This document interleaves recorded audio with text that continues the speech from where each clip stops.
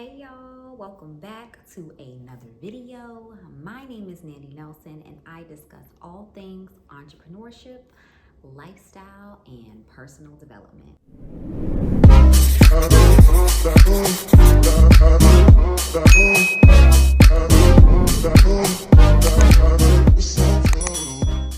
Today I'm going to be discussing with you all how to create an objective interview process.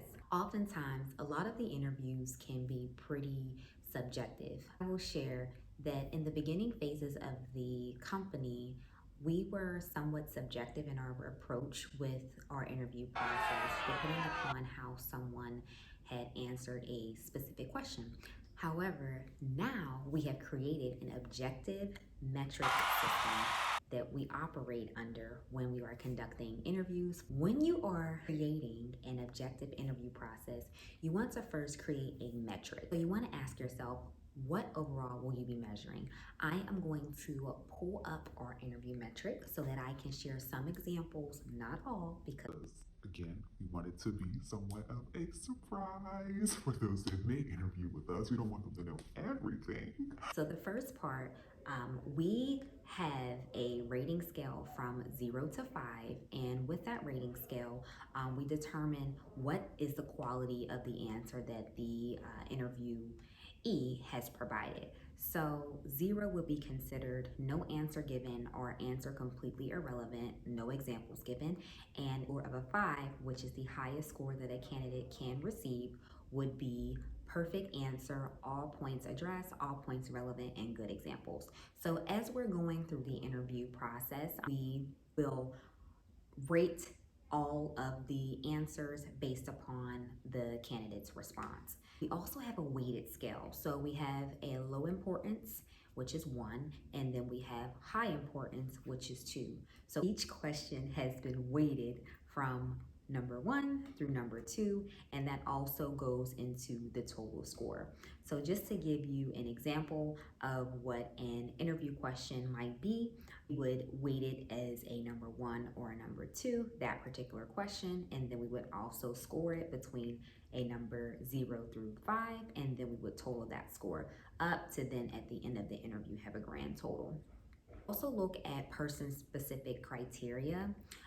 So some of our categories are technical skills, social skills, cultural fit, their critical thinking and problem solving, career motivation, teamwork, self-awareness. A lot of these things we had utilized as categories, and then we also created questions that were objective and allowed the candidate to provide some sort of description or some sort of examples verbally. As we know, a lot of people may present well verbally, and oftentimes many interviews are verbal based, meaning someone asking you a question and you responding to the question. However, within our company, we thought it was extremely important for us to not only assess skills verbally, but also in order for us to assess the technical skills as well.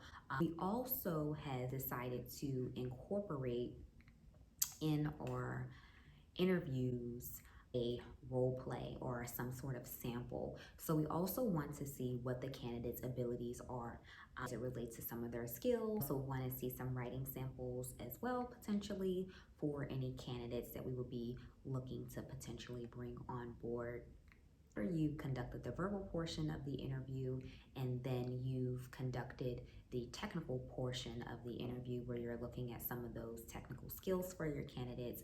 You then want to independently evaluate the individual. So what we do is we always have a minimum of 2 people in an interview so that I can do my own rating and another person can do their own rating independently of me. The next step would be to determine if I or my colleague would recommend the person. So on our rating scale, we have, do you recommend this person? Yes or no. And if you recommend this person, explain why do you recommend this person or why not. Also allows for us both to make our own objective decision on if we think that this person would be a great candidate for the company or not. And also, if it is that you are creating a metric in itself, you want to be very, very technical. Have your metric be extremely clear so that if the other people that may be involved in interviews can pick up the document and know exactly what it is that you would be looking for. Also created a step-by-step guide of what it is that an individual should say, what it is that an individual should do as it relates to the employer, or I should say the interviewer. So I was very explicit in especially in the technical skills portion, because you don't want anyone veering off. You want to make sure that the interview process is the same for every single candidate and that there is no variation. You want to see the technical skills, so there are some role plays that occur.